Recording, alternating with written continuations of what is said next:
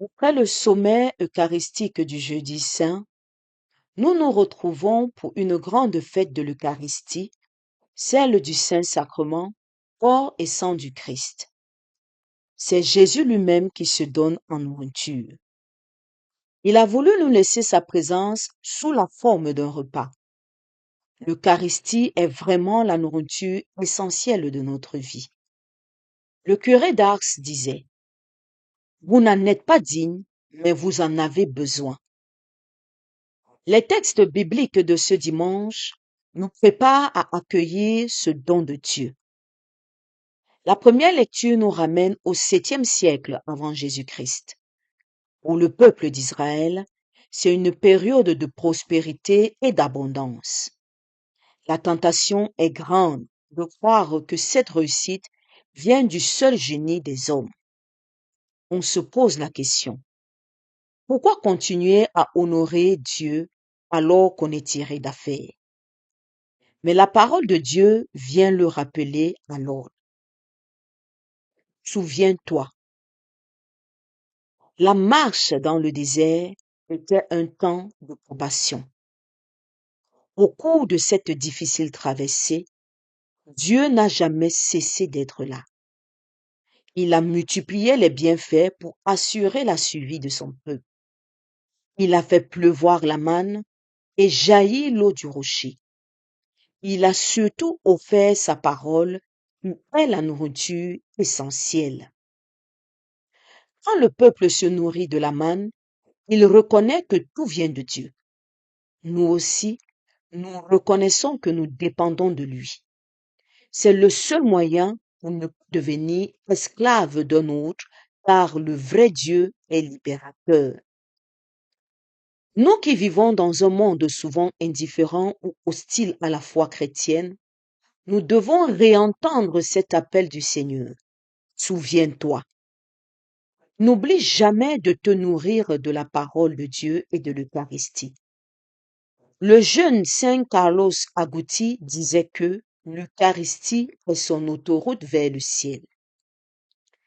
Dans sa première lettre aux Corinthiens, l'apôtre Saint Paul insiste précisément sur l'importance de l'Eucharistie. La bénédiction de la coupe et la fraction du pain ne sont pas que des gestes rituels. Elles ne sont pas non plus une simple invocation des gestes du passé. Sous le signe du pain et du vin, nous communions au corps et au sang du Christ. Nous faisons nôtre l'amour de celui qui a livré son corps et versé son sang pour nous et pour la multitude. Cet amour qui nous unit à lui doit aussi nous unir à tous nos frères.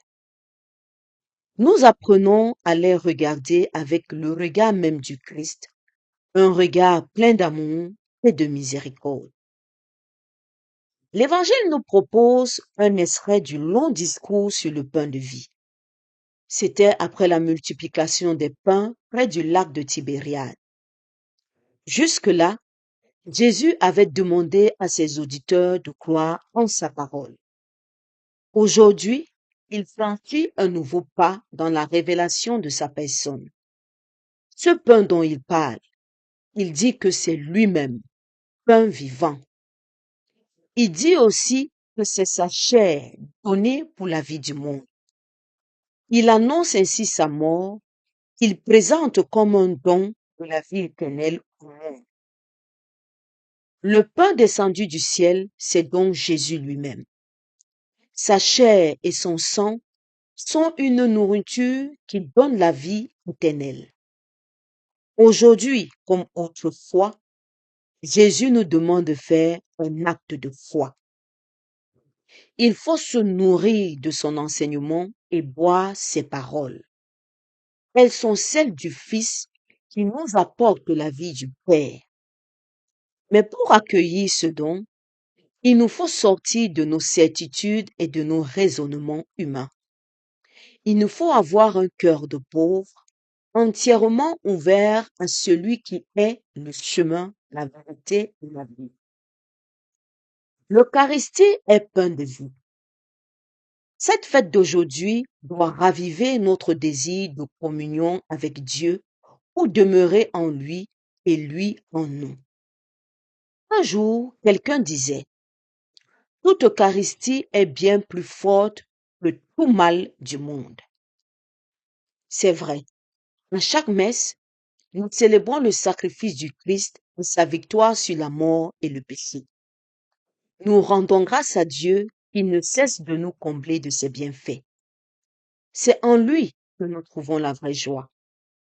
Malheureusement, nous sommes trop souvent victimes de la routine alors que nous devrions être dans l'émerveillement. Nous entrons dans l'Eucharistie sans transition, sans préparation, et nous repartons souvent sans avoir pris le temps d'accueillir celui qui veut faire en nous sa demeure. Et surtout, nous n'avons pas compris que nous sommes envoyés pour vivre la communion. Il nous faut aujourd'hui retrouver la force du message de l'Évangile. Quand nous sommes rassemblés pour célébrer l'Eucharistie, c'est vraiment le moment le plus important de la journée. Malheureusement, beaucoup sont les grands absents. Tout cela n'est pas nouveau. Déjà, au moment où Saint Jean écrit son évangile, il souffre beaucoup de la désaffection des communautés vis-à-vis de l'Eucharistie. Alors, il leur rappelle avec force ce que Jésus avait dit aux Juifs d'autrefois. Moi, je suis le pain qui est descendu du ciel. Que cette bonne nouvelle nous mette dans la joie, l'action de grâce et donne un élan nouveau à toute notre vie. Loué soit Jésus-Christ, à jamais.